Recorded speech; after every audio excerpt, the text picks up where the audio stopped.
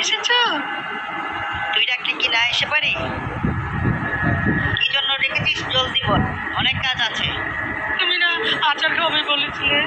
তোদেরটা বাদ দিয়ে আমারটাই খেতে চাচ্ছিস? ঠিক আছে, ধর।